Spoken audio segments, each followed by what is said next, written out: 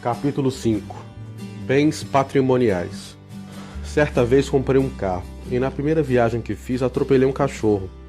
O animalzinho veio correndo em direção ao veículo e não consegui evitar o acidente. Algum tempo depois, em uma nova viagem, numa estrada plana e sem movimento, surgiu um coelho e a poucos metros do carro. Tentei evitar o atropelamento, mas não foi possível. O coelho foi atingido. Na terceira viagem com o carro, foi a vez de um belo pássaro que veio ao encontro do para-brisa. A pancada forte e a morte imediata. Meu filho Tiago, que viajava comigo, caiu em um choro convulsivo. Parei no acostamento para avaliar o acontecido. Naquele instante, o Espírito Santo falou no meu coração: "Você já repreendeu as maldições que porventura possam estar sobre esse carro? Não sabe que pessoas amaldiçoadas e infiéis participaram de seu projeto de fabricação? Não percebeu que em tantos anos, desde que você aprendeu sobre essa questão de bênção e maldição, não costumava atropelar animais, nem mesmo com outro carro? Este é o primeiro." Entendi a mensagem imediatamente. Ali mesmo, na estrada, orei, repreendi todas as maldições que estivessem sobre o veículo e tomei posse das bênçãos do Senhor. Depois desse acontecimento, fiz muitas outras viagens e nada aconteceu. Meu carro estava abençoado. Nossos bens devem ser abençoados antes de serem usados, porque praticamente tudo que usamos foi produzido ou fabricado por pessoas que não temem a Deus, zombadoras, incrédulas, devassas e infiéis. Abençoando-os, estaremos quebrando qualquer possível maldição quando de sua fabricação.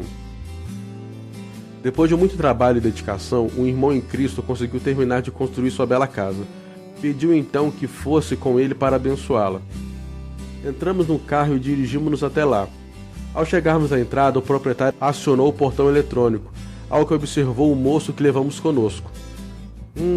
Esses portões eletrônicos têm matado muitas crianças. Entramos no jardim e estacionamos na garagem, que comportavam de 3 a 4 carros. É um perigo essas garagens cheias. Uma criança pode estar brincando debaixo de um desses carros. Já teve casos de um pai que deu ré e atropelar o próprio filho. Quando chegamos à ampla sala, o rapaz saiu com esta: tábua corrida arranha tudo. Fomos então ver a cozinha, era linda, toda de mármore branco.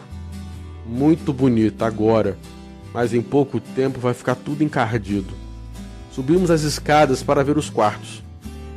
Casa com escada, alguém vai acabar caindo e quebrando a perna. Eram vários quartos, todos muito bonitos. Pra que esse tanto de quartos? Você vai ter problema, vai aparecer um monte de parente para morar com vocês. Por fim, o proprietário nos mostrou o closet de um dos quartos. De sucupira? Pena à toa. Foi aí que decidi aqueles comentários negativos. Repreendi aquele espírito de maldição e passei a abençoar a casa, quebrando e desfazendo cada uma delas. Essas portas não vão empenar, ninguém vai quebrar a perna nessas escadas, nenhuma criança será atropelada na garagem e nem morrerá por causa do portão eletrônico, porque a bênção de Deus estará sobre essa casa.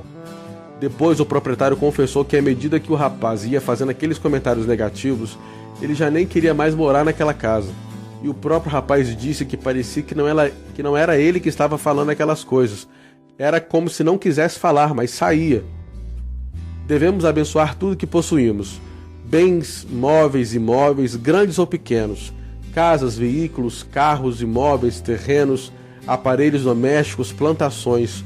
Coloquemos tudo sob a proteção e a bênção do Senhor.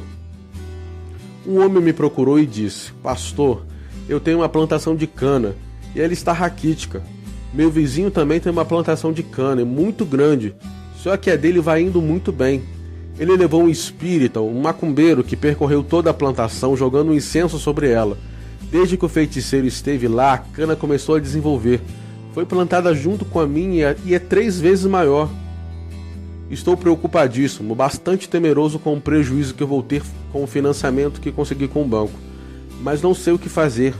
Já estive na miséria e agora que começa a melhorar estou vendo um prejuízo e um prenúncio de uma nova miséria na minha vida. O que eu faço?" "Olha, meu irmão, Jesus amaldiçoou uma figueira e ela secou. Podemos então ir lá e orar, pois foi Jesus que disse que se crêssemos faríamos coisas maiores do que ele fez.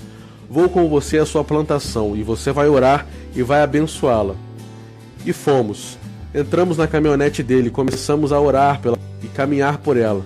Ele muito timidamente ia abençoando o canavial.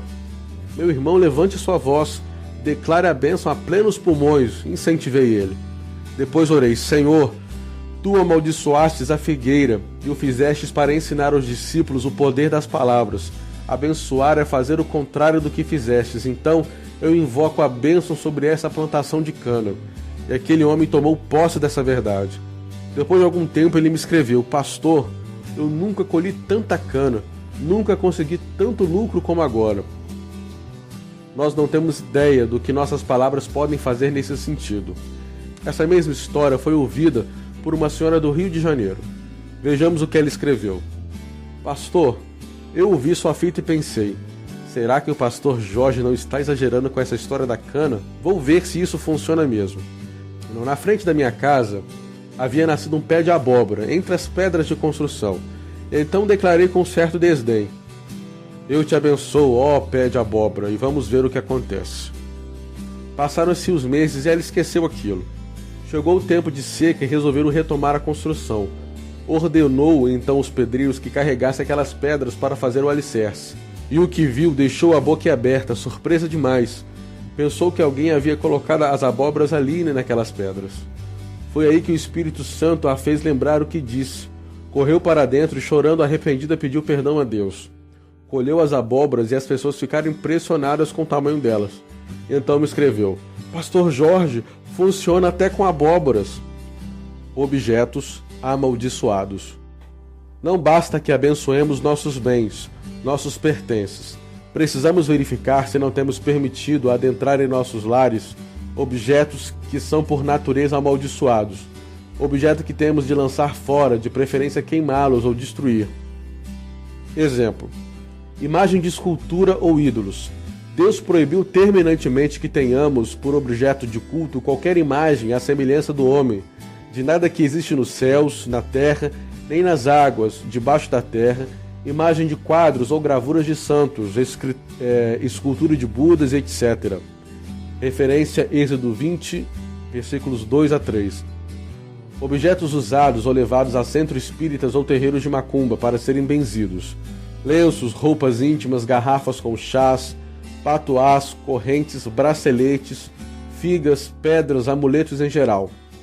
Objetos de práticas ocultistas, baralho, carta de tarô, horóscopo, búzios, roda de numerologia, pirâmides, duendes, quadros ou objetos artesanais, de origem desconhecida que permitem mensagens deprimentes, de pavor ou de tristeza. Às vezes pensamos que estamos lidando apenas com peças de artesanato, mas na verdade são símbolos de culto ou cerimônias pagãos.